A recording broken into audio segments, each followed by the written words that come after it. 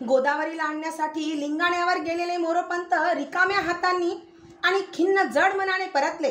जिथून कुणीच आणि कधीच परतू शकत नाही अशा दरबारात गोदावरी जाऊन पोचली होती. चौबाजूंनी अंगावर धावून आल्यासारख्या मनातल्या वादळी विचारांनी गोदावरी कातर हैराण झाली होती. तिचे देखणे नाजूक स्त्रीपण विजेसारखे कठोर चपळ झाले होते. आपले तोंड कुणालाही दाखवूच नये हा विचार एका निर्धाराने क्षणाला तिने बांधून घेतला. निसर्ग विधीचे निमित्त करून ती संभाजीराजांच्या धारकऱ्यांच्या कड्यातून कोठी बाहेर पडली. लिंगाण्याच्या एका उंच कातळ टोकावर उभे राहून तिने आपल्या श्वेत नेसूचा पदर खोचला. हात जोडून डोळे मिटत कुलदेवतेचे स्मरण केले. डोळे उघडून खाली बघताना तिला खालची निळी काळी खोल खाई जगदीश्वराच्या शांत पिंडीसारखी वाटली.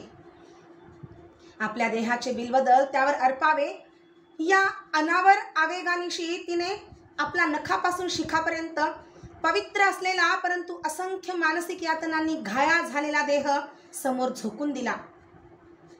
तिच्या विखुरल्या देहाचे मिळतील ते अवशेष भिल्लांना दरीत उतरवून मोरोपंतांनी वर काढले. तिचे प्रेत लिंगाण्याच्या पायथ्याशी वस्त्राने झाकून ही काळी तोड खबर महाराजांच्या कानी कशी घालावी या विचारात मोरोपंत परतले होते. त्यांनी आणलेल्या वार्तेने अवघा रायगड विचित्र दाटल्या शोकसागरात बुडाला. कोणालाही ती वार्ता ऐकताना काही बोलता येईना. गोदावरीने आपल्या कृतीने साऱ्यांचीच जबान बंद करून टाकली होती. संभाजीराजांवरचे चौकी पहारे उठविण्यात आले.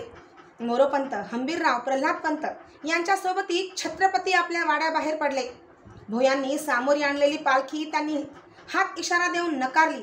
गड उतरण्यासाठी ते पायीच चालले. पाचाडात उतरताच महाराजांनी पागेकडची घोडी जीन कसून सिद्ध ठेवण्याची सैसला आज्ञा केली. चालत जाऊन प्रथम जिजाऊ साहेबांच्या समाधीचे दर्शन घेतले.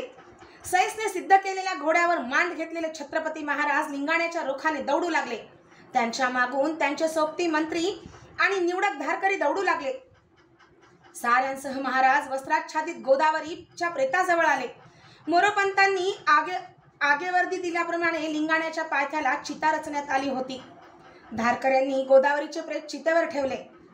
चितेला चूड देण्यात आला. महाराज चितेवर चढलेल्या सतीकडे रोखल्या नजरेने बघत राहिले. पंत, या सतीचे वृंदावन सिद्ध करण्यास आबाजी महादेवांना सांगा. छत्रपतींनी मोरोपंतांना सांगितले.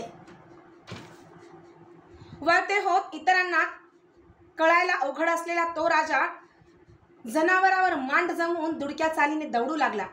रायगडाच्या भवानी टोकावर उभे असलेले संभाजीराजे लिंगाण्याच्या पायथ्याशी दिसणाऱ्या जळत्या चितेकडे सुन्नपणे बघत होते.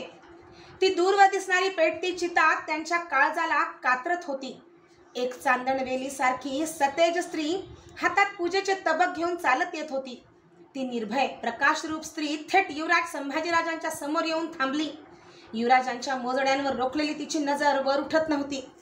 अंगावर सौभाग्यवान असलेल्या त्या सतीच्या तोंडून बोल आले. खूप सोसावं लागलं युवराजांना आमच्यासाठी. शक्य असल्यास त्यांनी आम्हाला माफ करावं. डोळे विस्फारलेल्या संभाजीराजांचे ओठ स्वतःलाच समजाल्यासारखे पुटपुटत होते. नखशिखा, नखशिखा. गोदावरी गेली. कधीही न पुसता येणारा एक सल युवराजांना देऊन ती गेली आणि सोयराबाईंच्या बद्दल संभाजीराजांच्या मनी केळणीसारखी एक आढी बसली. प्रसंग पडल्यास या मासाहेब कोणत्या थराला जाऊ शकतात याचा जीवघेणा अनुभव त्यांना येऊन चुकला. घडल्या घटनांनी वर्मी दुखावलेल्या युवराजांना कसे जवळ घ्यावे हा पेच महाराजांना पडला. गोदावरीच्या निमित्ताने आपल्या इमानाच्या निष्ठा अण्णाजींना राणीसाहेबांच्या पायी टाकाव्या लागल्या होत्या. आता त्या परतू शकत नव्हत्या. झाल्या प्रकाराचा विचार करून शांत झालेले संभाजीराजे ख्वाबगारात मंचकावर लेटले होते. त्यांचा डोळा लागला होता. पायगतीला बसून येसूबाई त्यांचे पाय चेपित होत्या. निळ्या भोर आकाशात क्षितिजकडून फोडून काळ्या ढगांची एक लांबट झड उतरावी तशी सुख झालेल्या संभाजीराजांच्या सतेज कपाळावर झोपेतच आठी उमटली. तिला धरून सगळी चर्या डाग दिल्यागत आकर्षून आली. लईच्या श्वासात फेर पडला.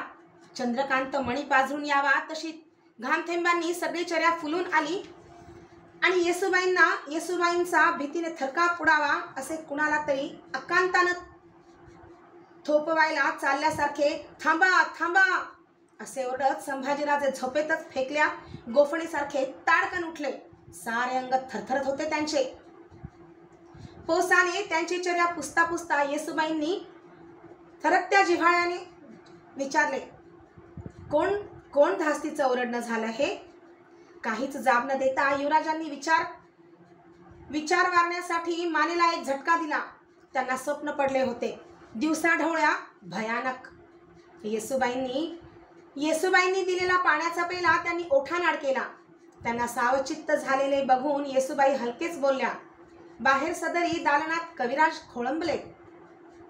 मानेवरचे केस तसेच रुळते सोडून संभाजीराजे सदरी दालनात आले. त्यांना बघताच कवी कुलेश आणि एका हिंदुस्थानी आसामीने लवून मुजरा केला. युवराज, ये दुर्गा काली के भगत है, उधो योगदेव. कविराजांनी आल्या आसामींची पछाण करून दिली. कवी कुलेश आपल्या हिंदुस्थानी भाषेतच बोलत होते. उधो योगदेव कमरेत लवला. त्याच्या कपाळी गंधांचे आडवे शैव पट्टे होते.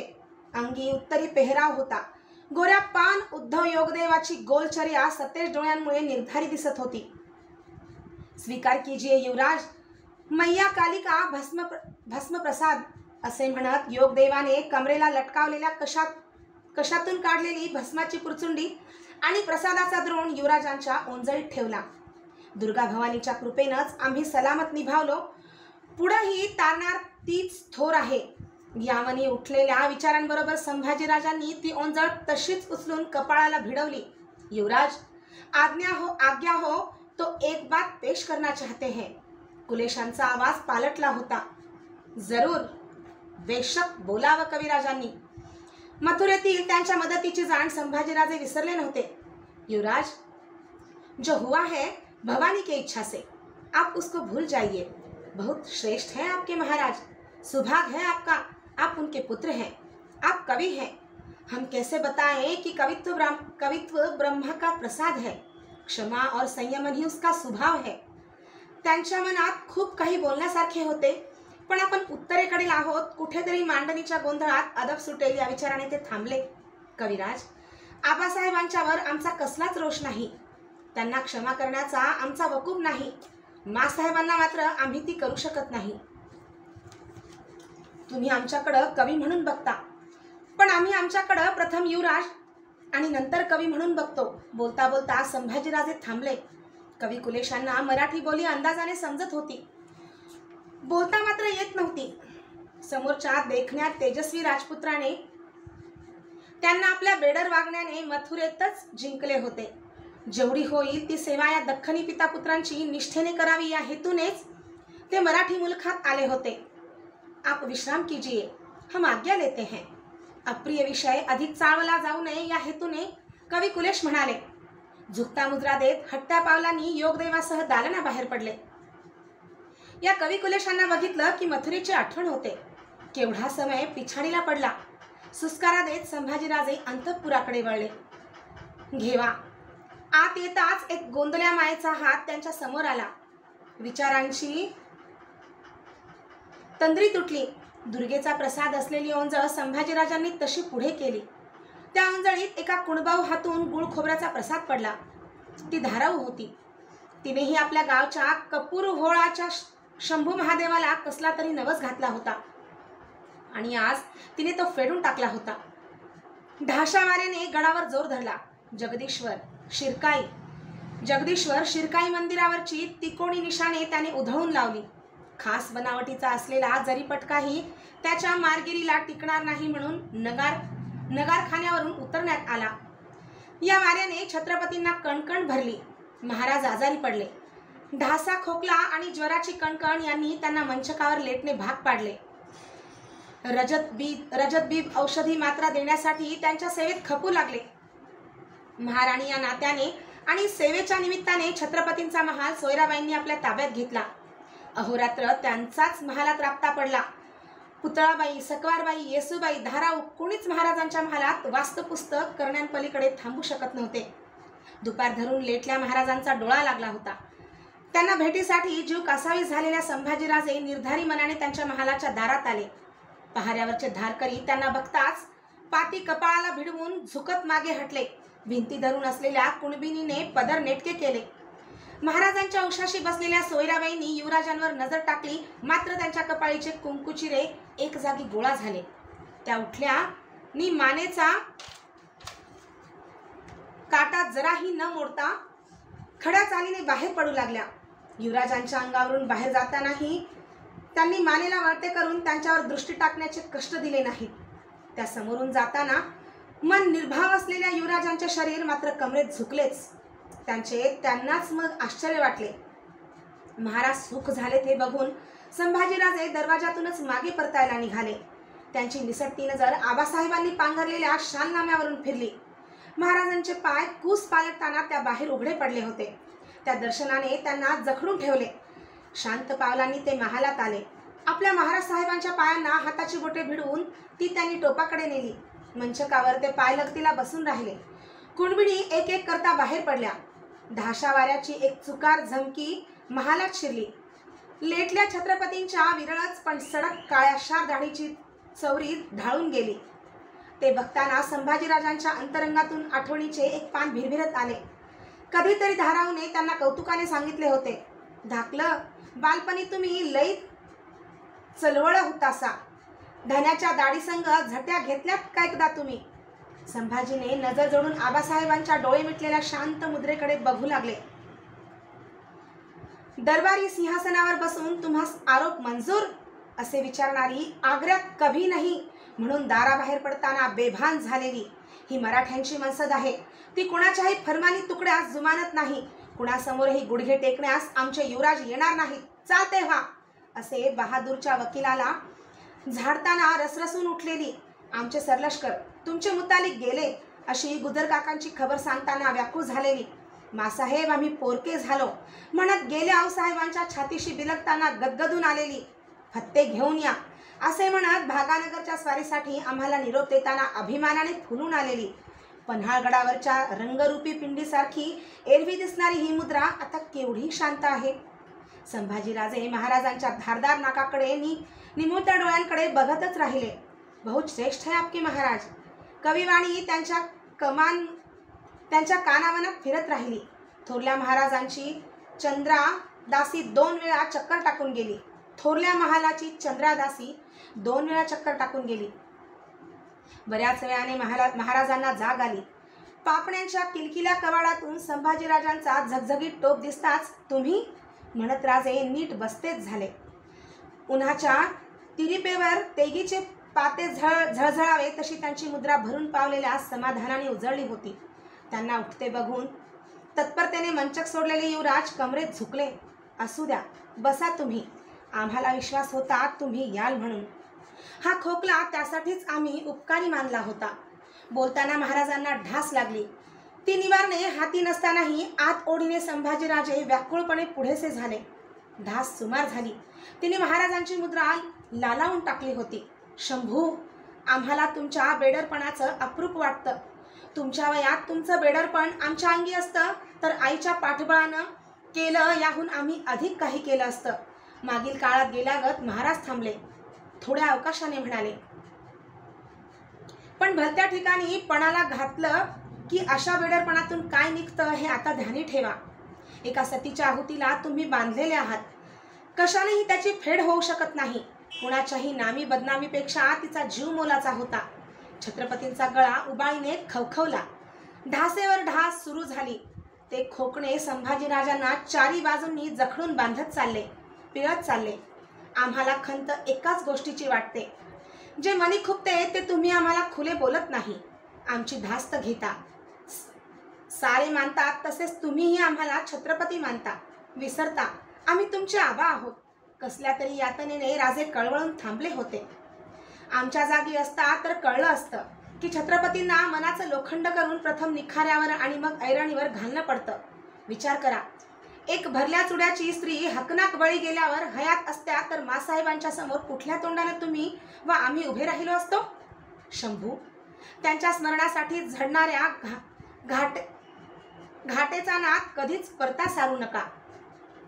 एक वेळ आम्हास विसरलात तरी चालेल, पण त्यांना मात्र कधीच विसरू नका.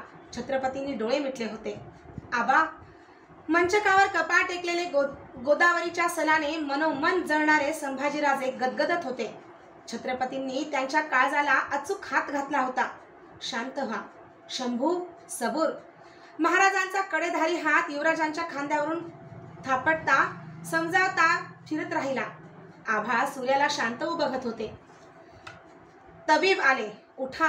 राजांनी त्यांना समज दिली. मात्रा देण्यासाठी आलेल्या तबीबाकडे हसत बघत महाराज म्हणाले, या आता आम्हास मात्रेची जरूर आहे असं वाटत नाही. ढास सुमार झाली आहे. ते म्हणताना येणारी उबळ महाराजांनी मुश्किलीने घशाच्या घाटीतच थोपविली. ते करताना त्यांच्या चर्येवर नसेनसेवर पडणारा ताण संभाजीराजांना स्पष्ट जाणवत होता. मनात कुठेतरी कविवाणी दौड घालीतच होती. बहुत श्रेष्ठ है आपके महाराज. महाराजांचा खोकला कब्जात आला. तबिबांनी त्यांना हवा पालटाचा सल्ला दिला. सातारा किल्ल्यावर विश्रांतीसाठी जाण्याचा छत्रपतींनी निर्णय केला. त्यांच्या प्रवासाची गडावर तयारी सुरू झाली. आता थंडी हटत आली होती. कवी कुलेश, केशव पंडित, उदयोगदेव यांच्याशी धर्मशास्त्र, पुराण ग्रंथ, राजकारण यावर चर्चा करणाऱ्या संभाजीराजांना महाराजांच्या खासेवाड्यातून वर्दी आली. काय निमित्तानं वर्दी आली असावी याचा विचार स्वतःशी घोळवीतच संभाजीराजे खासेवाड्याच्या बैठकीत दालनात आले. महाराजांना आदराने मुजरा करताना त्यांची नजर दालनात हात बांधून उभ्या असलेल्या पगडीधारी आसामीवर पडली. युवराज, हे पंडित उमाजी पंत. आम्ही त्यांना मुद्दाम बोलावून घेतला आहे. महाराजांनी पगडीधारी आसामीकडे हात दिला. पंडित संभाजीराजांना म्हणून झुकले, आम्ही साताऱ्यास निघालो आहोत. तुमचा वेळ केशव पंडित व त्यांच्या सोबतीत कारणी लागेल. हे थोर शास्त्र जाणते आहेत. ग्रंथाचा वकूफ आहे त्यांना. तुमचं काव्यशास्त्र यांच्या संगतीनं वाढीस लागेल असा भरोसा आहे आम्हास. महाराजांनी घडल्या प्रकाराचा विपतशील करिणा हस्तगत केला होता. राणी साहेबांना शंभूराजांचे युवराजपद खोलवर रुपते आहे. त्या ह्यांना कैचित पकडण्यासाठी पावले टाकत आहेत हे छत्रपतींना कळून चुकले होते. जशी आज्ञा.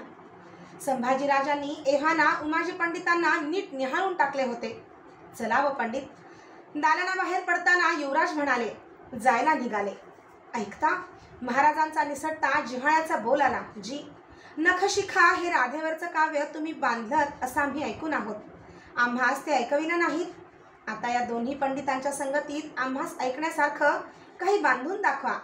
गोरे मोरे झालेले संभाजीराजे जी म्हणत अगोदर त्यांच्या नजरेपार गेले.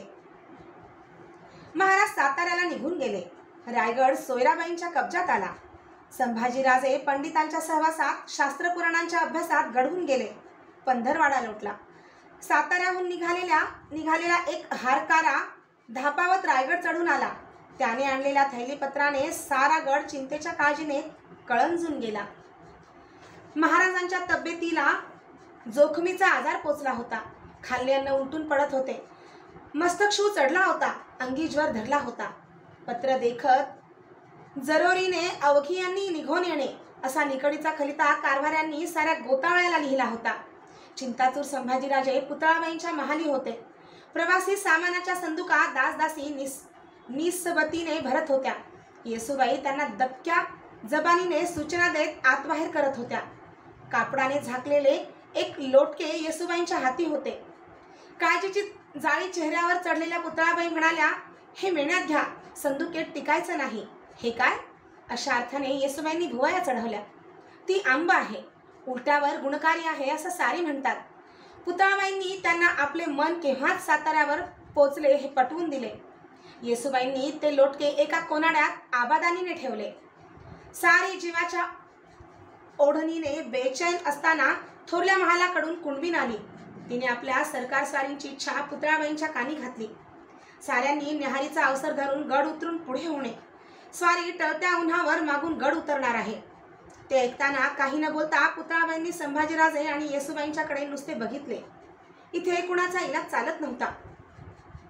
न्याहारीची वाट न बघता मेणे सिद्ध करण्याची आज्ञा संभाजीराजांनी भोयांना दिली. देवमहाली त्या तिघांनी जगदंबेचे दर्शन घेतले.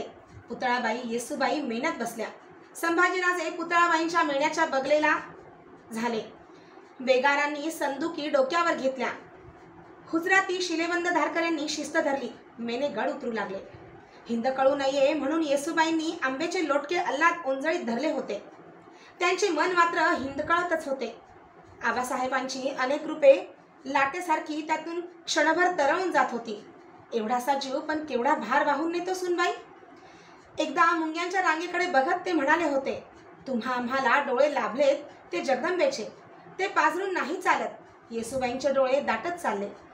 बाहेर पुतळाबाईंच्या मेण्याच्या डंबरीला एक हाताची पकड रुपून एक एक पावलाने मनोरे गंगासागर महादरवाजा मागे टाकणाऱ्या संभाजीराजांना महाराजांचा एकच विचार हात धुवून पाठलागावर पडताना हैराण करीत होता. आमच्या जागी तुम्ही असतात तर कळलं असतं. छत्रपतींना मनाचं लोखंड करून प्रथम निखाऱ्यावर आणि मग ऐरणीवर घालणं पडतं. पाचाड आले. मनच्या शंका कुशंका वारण्यासाठी साऱ्यांनी जिजाऊंच्या समाधीची धूळ मस्तकी घेतली. बेगारांनी संदुका काबाडीच्या बैलांच्या पाठीवर लादल्या. शिलेबंद धारकऱ्यांची पथके वाढविण्यात आली. किरीमिजी वाणाच्या जनावरावर संभाजीराजांनी मांड घातली. भोयांनी कदंबात चाल धरली. जीवघेण्या व्याधीने घाया असलेल्या शिवाच्या दर्शनासाठी ते रक्तजोडीने बांधलेले त्रिदळी भोसलाई बिल्वदळ वरंद घाटाच्या रोखाने चालू लागले. साताऱ्याच्या किल्ल्यावरच्या झरोक्याची दारे लावलेल्या पडदे सोडून अंधारी केलेल्या दालनात मंचकावरचे महाराज जीवाची लाही करणाऱ्या यातनेने तळमळत होते. आले माणूस छत्रपतींना ओळखू पडावे म्हणून मंद तेवणाऱ्या 2 ठाणक्या त्या दालनाच्या कोनाड्यात उदास दिसत होत्या. महाराजांच्या पायगतीला पुतळाबाई त्यांचे पाय चेप देऊन सुमार करताना खोलवर हरवल्या होत्या. हाती लोटके घेतलेल्या येसूबाई मंचकाची काठाळी धरून त्याच शिवचरणांवर नजर लावून उभ्या होत्या. त्यांना पाठीशी अशा महाराणी सोयराबाई साहेब खड्या होत्या. पदरबंद मुद्रेवरचे त्यांचे डोळे एका जागी ठरत नव्हते. भोवतीच्या अंधाऱ्या उजेडात त्यांची चलविचल कुणाच्याही नजरेला येत नव्हती. महाराजांच्या उशालगत बसलेल्या संभाजीराजांच्या हातात असलेला छत्रपतींचा हात उन्हात तापलेल्या तोफेच्या पाठवणासारखा उंचाळ लागत होता. शंभू कंते छत्रपती तळमळले. त्यांच्या हाताच्या पकडीत संभाजीराजांचा हात घट्ट घट्ट आवळला गेला. ती पकडच सांगत होती त्यांना काहीतरी बोलायचे आहे. जी हलकी साथ देत संभाजीराजे झुकले. त्यांच्या गळ्यातील कवड्यांची माळ महाराजांच्या छातीला हिंडोळत भिडली. तिच्या स्पर्शाने राजांच्या खोल गेलेल्या डोळ्यात पुन्हा बांधले गेलेले अवसान संभाजीराजांना धुकट उजेडात दिसू शकले नाही. कसं वाटतंय आबासाहेब? मानेखालच्या गिरदीवर महाराजांचे मस्तक 2 वेळा असह्यपणे नुसते डावे उजवे फिरले. उडालेल्या डोळ्यांनी महाराज संभाजीराजांच्या धुकट उजेडातही लखलखणाऱ्या डोळ्यांकडे नुसते बघतच राहिले. सेवेत असलेले शिवराम शास्त्री वैद्य दालनात आले. शिंपल्यातून त्यांनी कसली तरी उगाळलेली मात्रा आणली होती. स्वामी, डोळे मिटलेल्या महाराजांना वैद्यांनी मंचकाजवळ येत केवढी तरी मायेची कातरलेली साथ घातली. महाराजांनी डोळे उघडले. मात्रा संभाजीराजांनी महाराजांना उठते करावे म्हणून त्यांच्याकडे बघत वैद्यांनी शिंपला पुढे केला. मानेखाली हात देत संभाजीराजांनी आबासाहेबांना हळूवार वर घेत बसते केले. शिंपला ओठांशी नेत वैद्यांनी बोटाने महाराजांना मात्रा चाटविली. पुतळाबाईंनी तत्परतेने पोसाने राजांचे ओठ टिपले. काही क्षण गेले. मात्रा पोटात जाताच वळीव वाऱ्याने ढगांची घुसळण करावी तसे होऊन राजांची आतडी ढवळून निघाली. त्यांचे दोन्ही हात लांब पसरते झाले. नरड्याची घाटी लकलकली.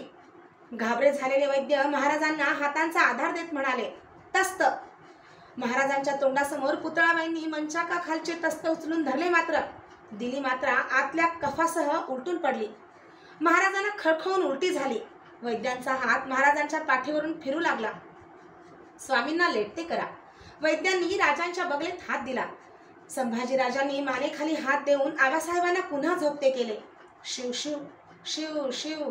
मनाच्या विचाराशी मेळ घालण्यासाठी हाताची बोटे चाळवीत वैद्य ओढल्या पायांनी दालनाबाहेर पडले. मोहोळ भरल्यासारखे एका क्षणातच संभाजीराजांच्या मनात असंख्य विचार येऊ लागले. मंचक सोडून ते उठले. वैद्यांच्या मागाने दालनाबाहेर पडले. साफ होणारी सहान शास्त्रीबुवा निरखित होते. शास्त्रीबुवा, आम्हास धीर निघत नाही. महाराज साहेबांच्याकडे बघवत नाही. कोण जातीची ही व्याधी? संभाजीराजांनी विचारले.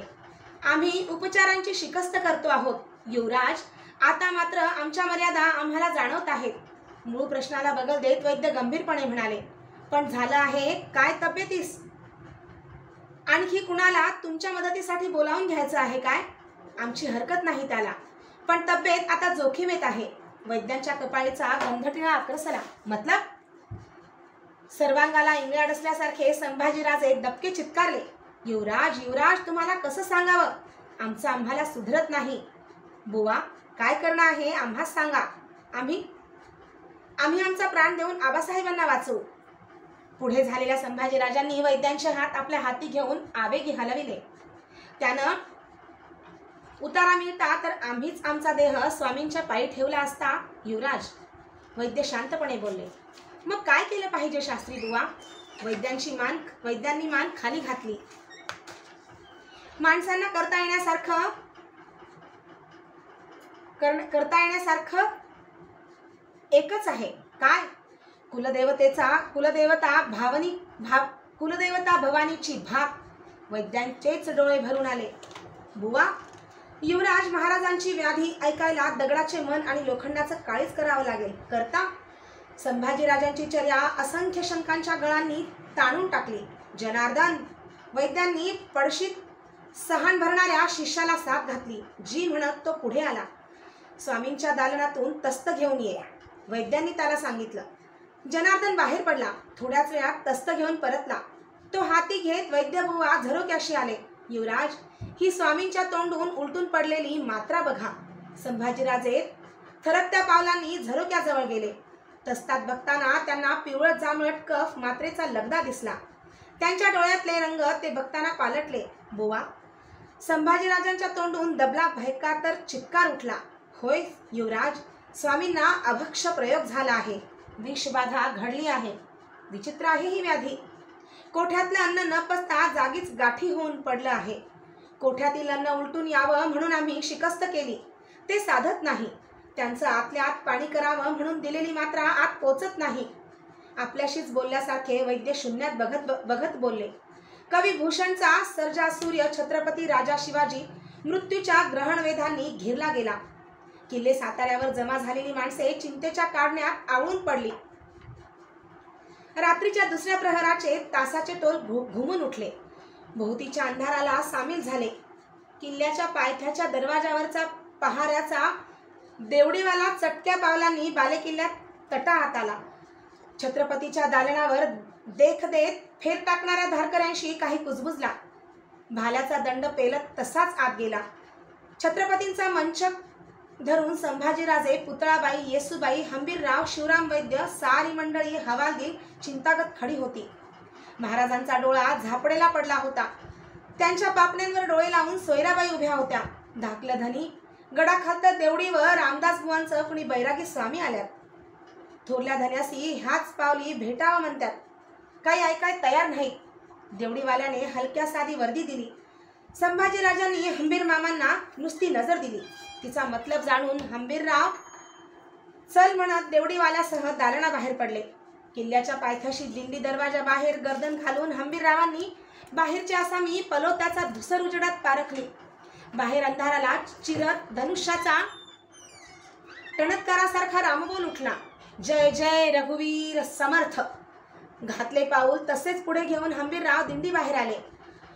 बाहेर समर्थ शिष्य तपस्वी कल्याण स्वामी उभे होते. बेंबीपर्यंत रुणारी काळी दाट दाढी, कपाळावर टाळू मागे बांधलेल्या केसांची टोके जटा होऊन मानेभोवती उतरलेली, दंड मनगट गळ्यात रुद्राक्षमाळा, कपाळी भस्माचे पट्टे, हाती कमंडलू व लाकडी थोपा, ढालीसारखी गोल तेजस्वी मुद्रा, काखेला बैरागी झोळी. सेनापती, समर्थांची आज्ञा आहे. समेनं दवडता आम्हाला प्रथम छत्रपतींच्या समोर घेऊन चलावं. हंबीररावांनी स्वामींना दिंडीचा माग दिला. खटखटत्या खडावा छत्रपतींच्या दालनाच्या दगडी उंबरठ्याजवळ उतरत्या गेल्या. कल्याण स्वामी दालनात प्रवेशले. त्यांच्या दर्शनाबरोबर मंचकाभोवतीचा राजगोतावळा पुढे झाला. संभाजीराजांचे हात बैरागी चरणांना भिडले. राजस्त्रियांनी तळहाती पदर्शव करून कंकणाचा आवाज उठवीत त्या संन्यस्त चरणांना तिपेडी नमस्कार घातले. कोणीच काही बोलत नव्हते. साऱ्यांच्या हालचालीत एकच आर्तता होती. स्वामी, आमच्या महाराजांना वाचवा. मंचकावर लेटलेल्या